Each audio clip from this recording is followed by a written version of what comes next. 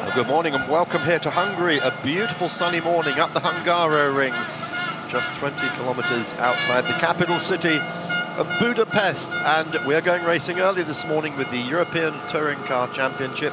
2 races, and both those races for the ETCC FI Cup. Yeah, FI European Touring Car Cup, we should be saying. I'm Mark Cole, and with me is Matt Neal. And Matt, look at this crowd here already. We're not even 9 o'clock in the morning yet. They love their motorsport. Yeah, that's right, Mark. It helps. We've got national hero Norbert Michelitz here in the World Touring Cars this weekend, but we've also got an all-Hungarian front row with Zsolt Szabo and Norbert Nagy in the Zenga Motorsport Seat for this European Cup.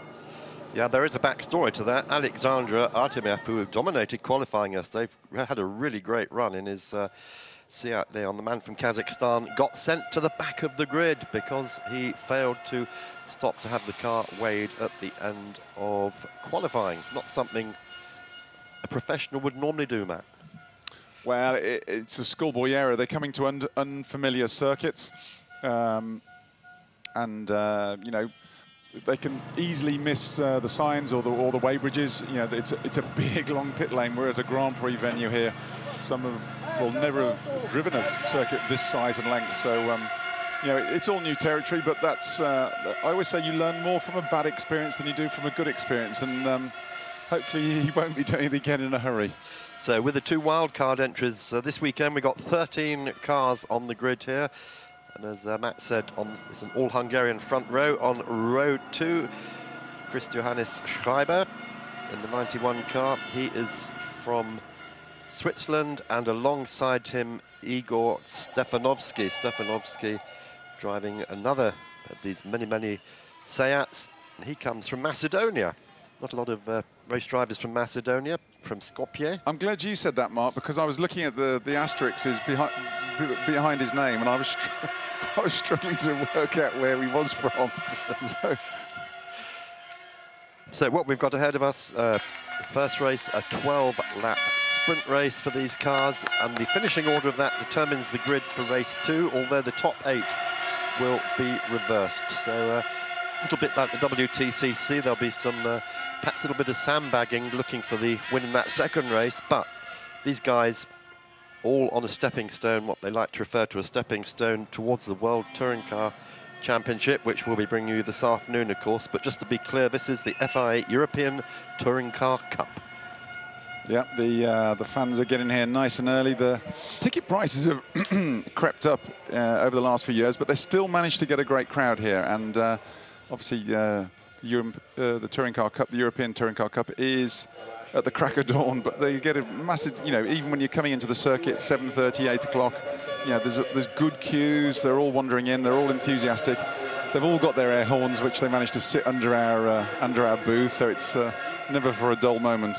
Yeah, we've got cappuccino wafting up. We've got the smell of chips frying here. We've got everything, haven't we? So Schreiber, Christianis Schreiber comes here as championship leader, having had a second and a first at Monza last time out. Second in the championship, Peter Fulin from the Czech Republic. He had a first and third at Monza. Comes from the wonderful town of Pilsner. That has a great deal of attraction, doesn't it, to race fans? And in third place in the championship, Peter Rickley from Germany, from Wangen, in the Rickley Motorsport Cinder. This is Honda Civic, a very early start.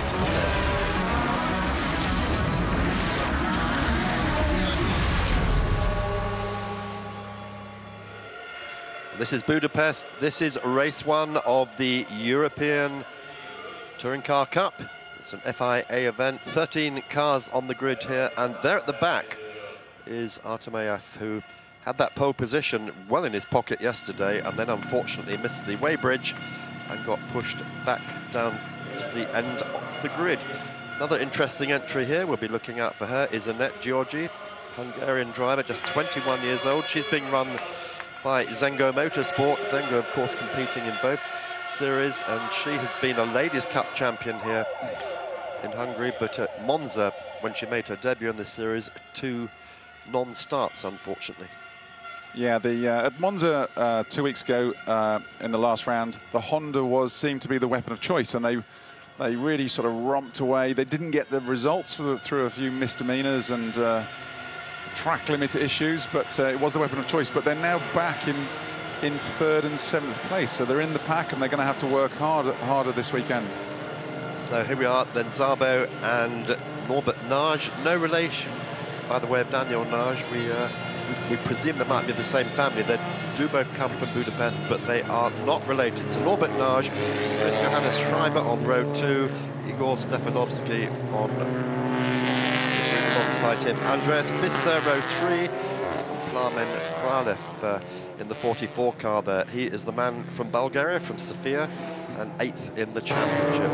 So Matt, if you could just explain what the difference is between these cars and the World Touring cars.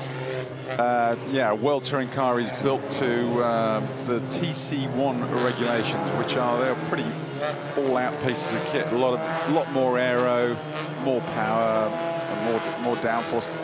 The whole shooting match, to be fair. And this is the Touring Car Cup is one around TCN2, which was meant to be national regulations, and a lot of them they've now adopted TCR regs, which is more production-based. So it's like. People remember the old, it would be like a Group N car, but they have same size wheel and tyre as the World Touring cars, and they have a not far off similar power output. It's just less modification allowed.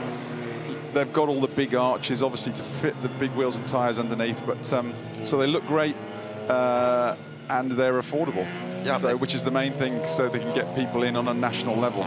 Yeah, they do look great. They sound great, don't they? This is all part of the magic of motorsport, of course. If it looks right and it sounds right, it must be right.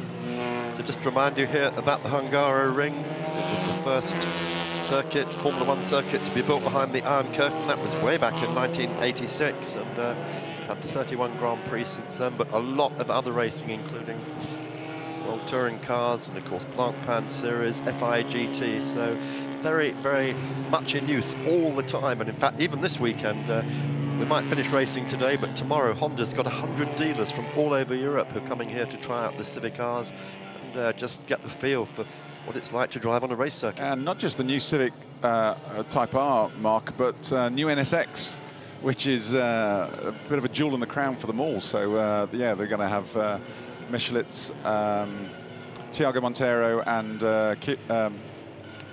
I was about to say Chianari. It's giving rides around, passenger rides, experiences. So it's going to be a great day for the Honda guys all day tomorrow. And I think you mentioned these are the first two new NSXs in captivity in Europe, aren't they? Yeah, I know Honda UK had two, which were doing the rounds, which were pre-production models. And the real heart-wrenching thing about pre-production models is they all have to be crushed. Everything, even the Type Rs you get from the factory made at Swindon, everything. It's in the company's corporate mandate that they can only be used on the road for a certain period, and then once they've had their use, they have to go into the crusher and be certified that not even one little bit, not even the badge off the front is allowed to be recycled. So we're about to go racing here in Hungary. This is race 1 of round 2 of the FIA European Touring Car Cup.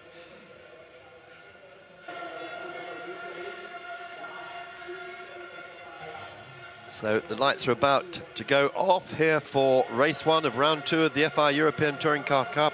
On the front row of the grid, Szabo and Nage. On the second row, Schreiber, Stefanovski.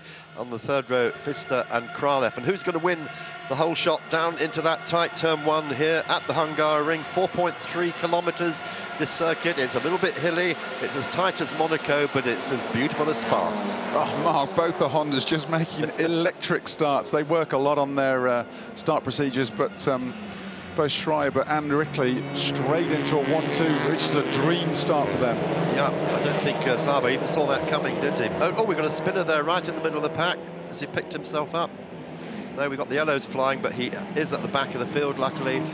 As you say, those two Hondas are already leading the field as they come around the ever-tightening turn 2 into turn 3, then downhill. Yeah, there's something strange there, Mark, because both the Zenga cars were incredibly poor getting off the line at Monza 2 weeks ago. Now, we thought whether it's something driver-related or what, but it's exactly the same. And Pfister, who is the one man who's really giving chase to the Hondas at Monza, he's really sort of upping, and he's looking to sort of press on after them. Right, round turn 5. Down the bottom end of the circuit brings us into the chicane, and yesterday turn 4 was claiming a lot of exceeding track limit penalties. Hopefully these guys are going to be better behaved than the World Touring Car ones. Well, it's an incredibly hard to overtake round here, so it's just very tight and twisted, very hard on the car and on the tyres. So these guys have got to have it's 12 laps round here. It's a long way, it's a long circuit, so they've sort of got to drive with a little bit of their brain as well as their right foot. So coming up towards the end of we just mentioned track. Yeah, that was turn 11, of course, way past it. Then they come through this. Daniel Nagy's on the move. Yep. Proving to see it has got pace, but Rickley's still got the inside line for 13. Yep. Can he hold it? No, he's given up. As you said, the way those Hondas just launch themselves, though, quite extraordinary. So Nagy, fastest man on that sector, as we just saw, as he moved himself up the order. Kralev now coming into the action in the Audi. The Audi's been strong. It's strong in a straight line. Oh! Comes off the curb. Yeah. So, he's squeezing him. He's squeezing him. So Schreiber, Nagy, and Rickley then, and also Pfister in the mix there as they come down to the start lap. Oh, the Audi's getting stuck into everybody, isn't he, Kralev? He's pushing. Oh, and again. Crikey. This is getting a little bit bad-tempered at this hour of the morning, Matt. Well, coming down the pit wall and start finish straight, that reminded me of, who was it? Was it Schumacher and Barrichello a few years back, or Massa? One or the other, I can't remember. Massive squeeze. These guys are allowed to, obviously, a bit more rubbings not permitted, but it happens in touring car racing by the virtue that the cars can take it. But yeah, it was Kralev was a bit like a pinball in one of those machines then. Yep. Pfister got monster there by both Kralev and Szabo, and he has now dropped back down the order in the number 7 car there. Multicolored Audi. So it's all ganging up on Audi today, isn't it? Right. We're being attacked by a great big mosquito in the commentary booth. Yep. Here, so he's come in here to get away from the air horns outside. So the men on the move. Schreiber has moved up from the start right.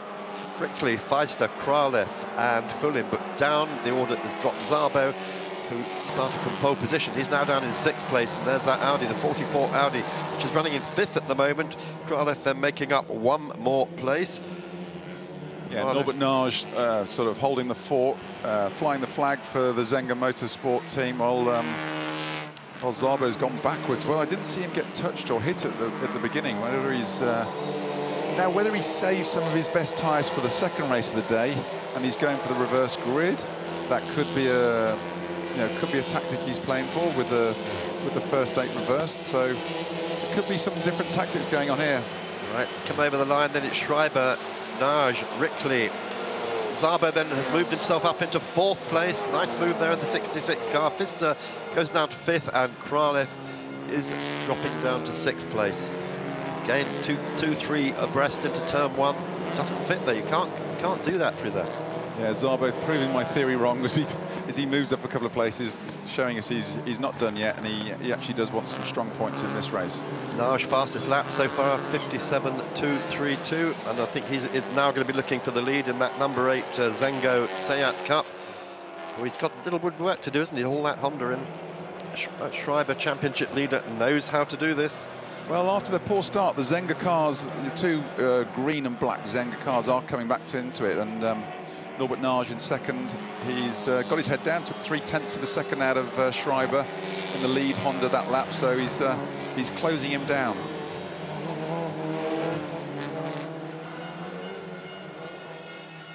The Zengo team watching on as Szabo moves up the order. I think our timing screen's a little bit out, actually, because it's got Rickley in 3rd place when he's actually in 4th on the track. So. Yeah, I think it only updates as they cross the start-finish line, not in the sectors. I think this is the problem. Oh, black and white. 4:44 Kralev, well, the driving standards. Now there's a big surprise, isn't it? A lot of people exceeding track limits again, and that is once more down at turn 11. So this is going to be their place today. Well, him making a move on. Oh, we can see that coming. Motta, did he see him, or was he just trying to squeeze him? Yeah, Fulin and Motta then bang crash. This is not over yet. Now these two are going to get jumped by, if they're not careful. Malachik and Artemayev, who hasn't moved. He started 12th and has only moved up to 11th. That was our original pole man who got sent to the back of the grid. I think we've had more action in 2 laps here than we had at the whole race at Monza, but it's certainly they're not holding back this morning. I think we'll rename it the FI European Stock Car Cup. So this leading pack seems to be just breaking away a bit now. They're keeping him on pace, while the second gaggle are continuing to scrap it out between each other. Oh, nice move there on the inside. Stefanovski taking that place from Pfister, but no mistaking Schreiber's lead at the moment in the Rickley Motorsport Honda. That's run from Wangen, which is close to Zurich, and Schreiber championship leader.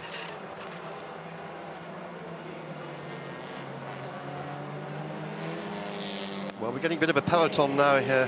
That as they spread out a little bit, but still pretty bad-tempered. Yeah, Kralev's in Stefanovski's slipstream as we go into the technical section, but obviously he's had the black and white flag now for driving standards, so he's got to calm it down a wee bit, and he's got to start looking after his car. I mean, these cars are pretty tough, but they're not indestructible.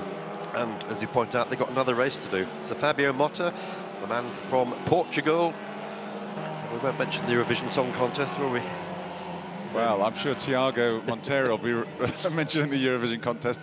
Out very wide, as are the guys behind him. Well, there's going to be surely some black and orange flags for track limits there coming up. But Fabio Motta, as we say, from Porto, from Via Nova de Gaia, and he's in the Lane Racing Leon Cup that's run out of Serbia. Zsolt Szabo setting the fastest lap of the race, back in third as in the second Zenga Motorsports Seat Leon, so he's really got the bit between his teeth. He took half a second out of Norbert Nage in that one, so he's right up into his slipstream going down into turn one now. He's looking down the grandstand, so every time the Hungarians come by they go absolutely mad, and the air horns are still going. I hope they don't run out before the main races today, because a lot of them are air. I mean, they're air operated. I mean, they're not. They haven't got cylinders, Mark. They're actually just blowing in things like they used to do with those when it was. Remember when it was the Brazilian football? Oh yes. And I think they sold loads of them. Then we're trying to ban them afterwards. But it's going to be interesting to see if these two Zenga cars can work as a pair now to drag themselves back up to Schreiber, or whether they're going to start scrapping between themselves and allow him to make a break. Nage and Szabo. Nage, who is from Budapest itself, 22 years old, and his teammate Szabo, 21 years old, from Miskolc. Yeah, Peter Fullin's dropped back now off the back of Kralev, and Fullin was showing good pace at Monza, so he's struggling a wee bit here. I mean, the Hungaroring is more about a really good front. You know, when you work on the setup of the car, you've got to get the front end really working well, because this place can be so hard on the tyres, and obviously with the front wheel drive, it really kills. You know, we've got 5 hairpins all doubling back, as well as the technical section over the far end of the circuit. Yeah, as you say, Fullin's pace right off here. He had that win in Monza and then reverse grid, still managed to come through from 8th to 3rd in race 2. So there he is. Gray. Yeah, he's just not on it. He's trying. It's not for the want of trying. Yeah, he's running wide again.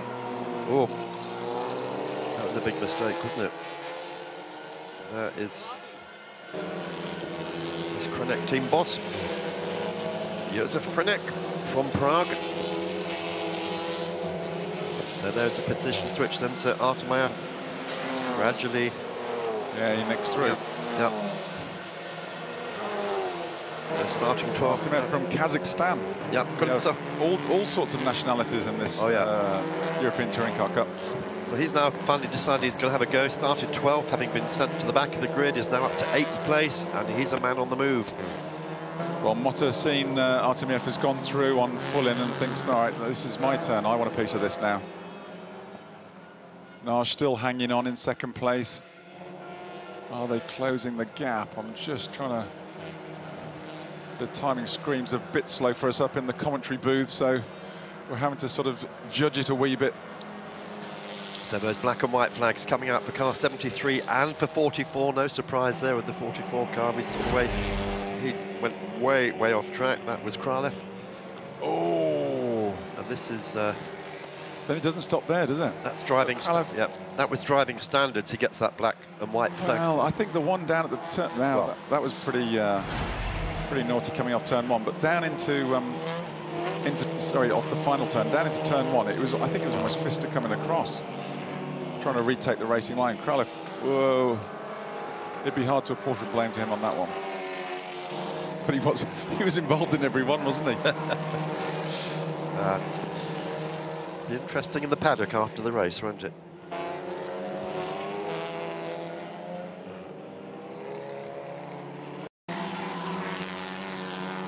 So we're lap 7 of 12 here at the Hungaroring. Battle going on for 4th place at the moment in the FI European Touring Car Cup. Schreiber, Nagy, Szabo, Rickley and Stefanovski are top 5 here. Yeah, Peter Rickley had really good pace at the last meeting in the Civic Type R. He just seemed to, he wasn't there in qualifying. He was 7th, made a ballistic start, and then he seems to have been a little bit rear gunner from then on. And Stefanovski's moved onto the back of him now. Stefanovski, obviously qualified further up the grid. He was a good 7/10 of a second up on him in qualifying, so he's got a speed advantage. See now he's just sort of honing in into him. He'll pick up the slipstream now. Fortunately, we don't have DRS or anything like that we do in Formula 1. But here we are. Here's the moment that Audi went straight on. He just outbraked himself. Yeah, he just had a bit of brain fade when it came to hitting the middle pedal. Well, lucky it's the tyre barrier there, not the... I can't believe how strong that Audi is.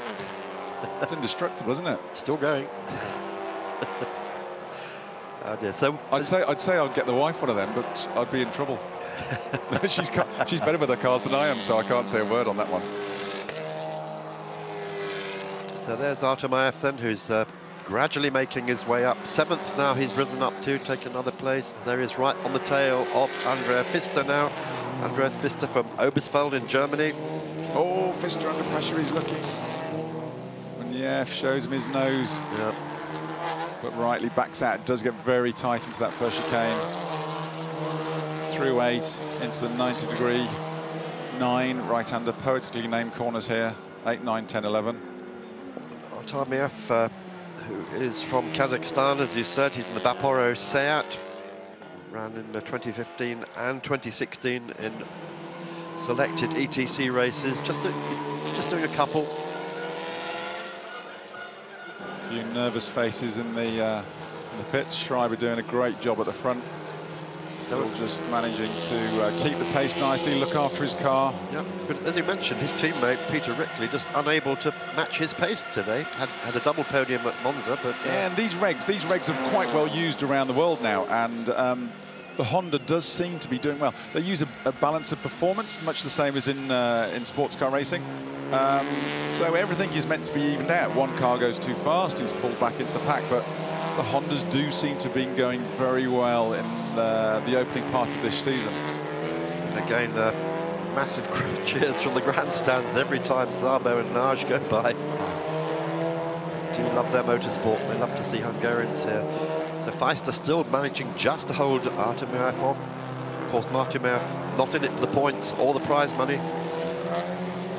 Well, I imagine the biggest cheer in the steward's office will be when Falam Kralev comes in, because they know they're all going to stop in some nice hotels with the amount of fines they could dish to him after this one. Yes, I think there will be some endorsements flying around after this, won't there? If not reprimands. Well, it's good. Oh, look at this, Artemayev then. Oh, Rickley that's manages to lose. No, that's Stefanovski, isn't it? Sorry, that's... Stefanovski looking, there's no way he's going to get in there. Rickley just left it. Oh, that's a gimme. Yep. He's given him that. Now he looks like he must be in real bother with his tyres or something. Yeah, just backed out of that. And Stefanovski, known as Idzi by all his friends, comes from Skopje in Macedonia. Not a lot of Macedonian racing drivers, I would say. Was European hill climb champion. Yeah, I would have put money on Stefanovski going, not getting through there, but Rickley just rolled over. Now, Szabo really honing in on Schreiber now. Right, this is getting interesting with 3 laps still remaining. Szabo had the pole. He had got the pace in qualifying. Look at that. Wow. Yeah. As you say, just bailed out of it, didn't he? And, yeah. Opened the door to him. But this is the lead battle then. 3 laps to go, 2 laps to go now. So this is should get very tight in the last couple of races. Oh, is that more tyre or more brake issues? Yeah, that's the 7 car of Andreas Pfister. He keeps his position, but will he have to give it back? Well, I think he was in front to start with, wasn't he, Mark? Yep. So he might get away with it, but Artemiev is not giving up. He's having a look. Yeah, of course, if he can stay where he is now, he will start on the front row for race 2. If he's in 7th place, because the top 8 finishers here start in reverse order for race 2. All they need is a little problem. That's, you know, at the moment it's going to be Peter Fullen, isn't it? So yep. That's just behind this pair. Meanwhile, Szabo still putting huge pressure on our race leader. Now the Honda running wide as well. Don't let him through. You can't let him through on that one. No, Schreiber keeps it tight. He's going to have his work cut out another lap and a half of this. But if you keep your car tight round here, drive your line, the Honda's not bad in a straight line. He can hold him off on the straight. To say we have no F1 DRS in this, you've got to work for a living. There's no gimme passes coming in touring car racing. Yes, Zolt David Szabo to give him just 21 years old. All right, Schreiber's holding him to the outside, but will that give Szabo the inside into 13? It could do. No. Ooh. He's let him down the inside. Oh, well. Bit of a love tap, but will that give the Hungarian fans liking that? But Schreiber's coming back. Last lap it's going to be. Yeah, I wonder if Szabo thought better of that, thought I'd better let the guy back again, else I'm going to get a penalty. But there we are. That was the tap. He's lucky he didn't bend the rear wheel, isn't he? So, or puncture him. I think he just, whether Szabo just overcooked it into the final turn. Anyway.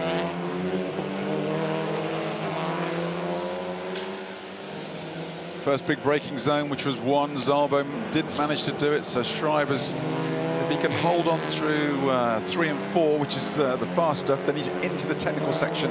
He keeps it tight, but that's where the Seat is strong, so Szabo could line him up and maybe have a stab into that final complex of corners. Well, Zango know that they can take this race if he plays his cards right. Zoltan Zango from Budapest. In fact, works literally about 10 kilometers from here, practically live on the circuit. They're both trading the same lap times, 59.0s. They're going to earn this. Whoever's going to win this is going to earn it.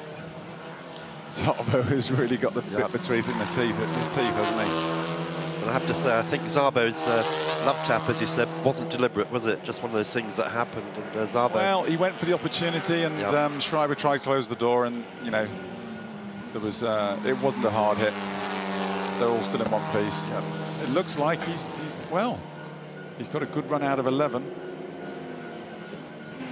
On the way down, 90-degree right-hander, 12 into the final 2 corners, 13 and 14. We've got a 180-degree left-hand hairpin here. Then it's a sprint up to the final hairpin, 14 for 100. It looks like he could have this unless he runs wide. As long as he keeps the Civic Type on nice and tight round there, Zolt Szabo is going to struggle. He's going to get a great podium. Yep. If he hadn't fluffed the start, I think it's a case of what might have been, because he had the pace. Yep. Started from pole, remember, gets the toe down the main straight, but he's too far back, and the Honda has got the speed, hasn't it, going down to turn 1. Oh gosh, we've got one more lap. I was counting the wrong way. Oh mate, he's got to do it again. All over again. Here we go, Szabo then really getting racing now. Can he do anything about it? He knows he's had a collision with him already. He's got to keep well clear. This is the fight between Pfister, Malta and Kralev. This is now for 8th place. Yeah, this is the fight for pole in the second race. So this is not a small fight, this, between the 3 of them. Whoever wins the scrap out of these 3 is going to be pole for race 2. Malta then moves up into 8th place, and indeed Kralev into 9th place. So Pfister pushed down 2 places in 2 bends. Oh, well held. Big sideways moment for Szabo there, but that spoiled any chance he had of coming back now. I don't know, Mark. This is the section where he's strong. He's got clear air in front of him. Oh, he just loses it. Puts an inside wheel on the curb, and round goes the rear.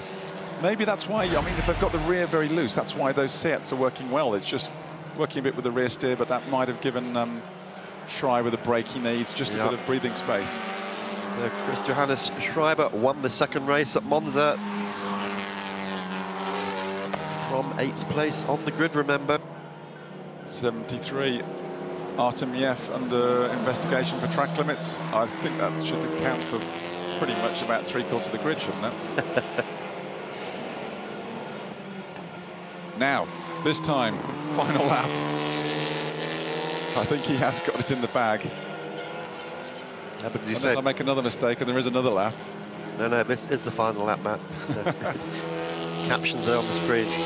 So Christian Schreiber makes it the double. Monza he won. He now wins race 1 here in Budapest.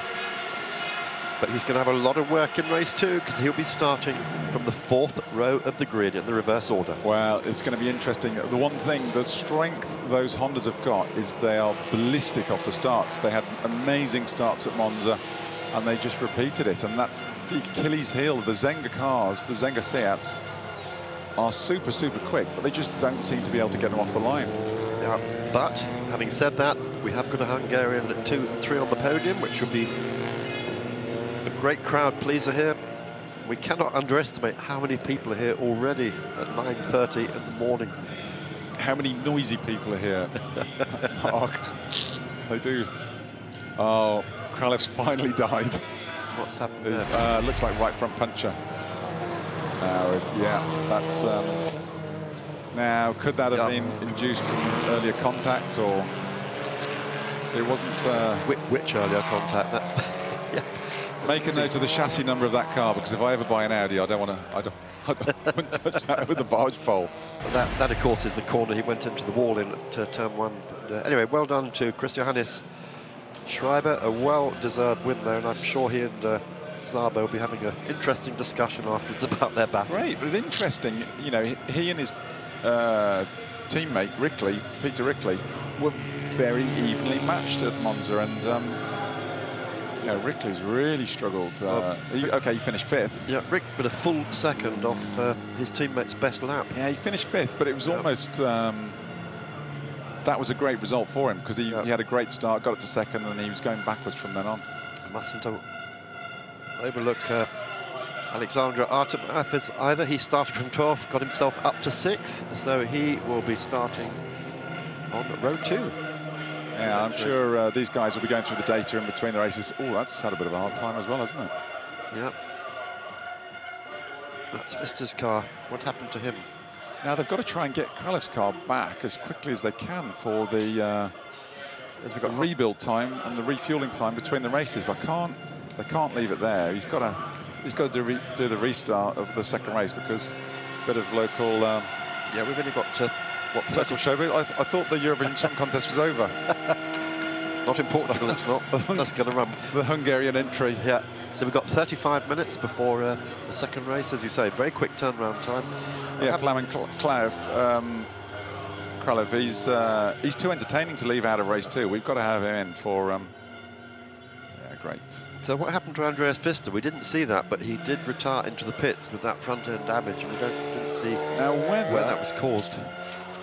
No, I was about to say, could he have had a coming together with Kralev, but they were both right fronts, so that's unless one was going backwards.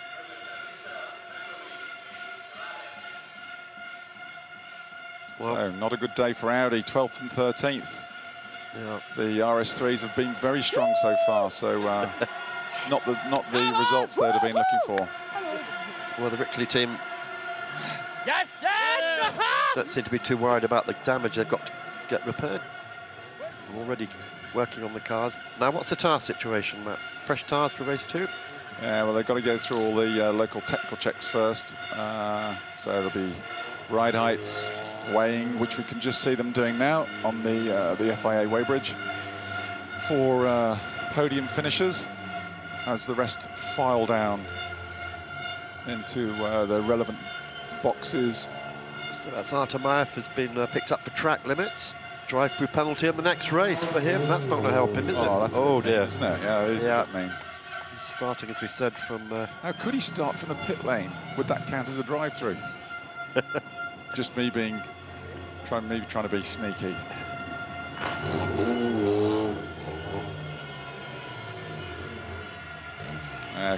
Kralev looking a bit despondent there. He'll be just be hoping. Come on, lads. Going to get Norbert Nage taking his hand device off.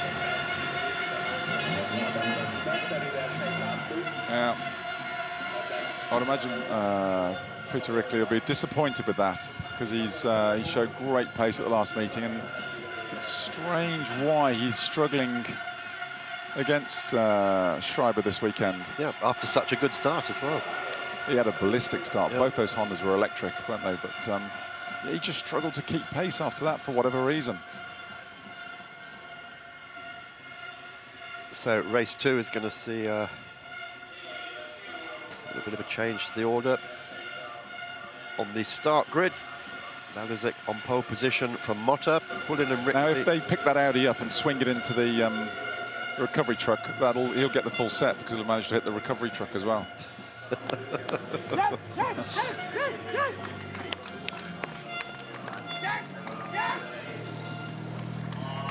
And in comes Schreiber, having been weighed, done the tech checks.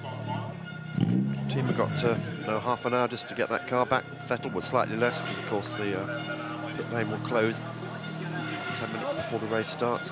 Car looking really clean. Of course, he kept his nose clean, kept well out of trouble. Best bit about winning a race, Mark, is coming back and seeing your pit crew's faces. Because you've done it as a team, and they live and breathe it as much as, or more than anybody else. So a few happy boys there.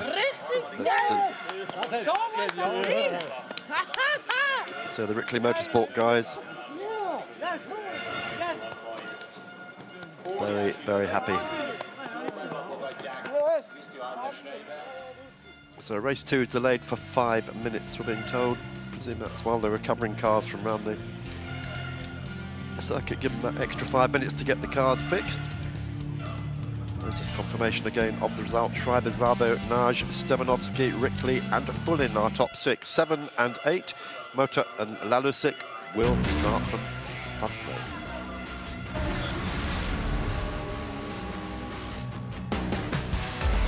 So just to look back again and look at the two Hondas, absolutely rocket ships off the line there at the start of that race, and there's nothing the front row Seats could do about it. Honda from the argy-bargy going on there, and that would earn the 66 car. A track warning, a lot of track limit exceeding going on there. And then for the Audi, off, straight on, but gets himself back into the race, although ultimately will retire with a front puncher. So Rickley win the race. Team absolutely delighted after every effort by Nage to be the Hungarian winner.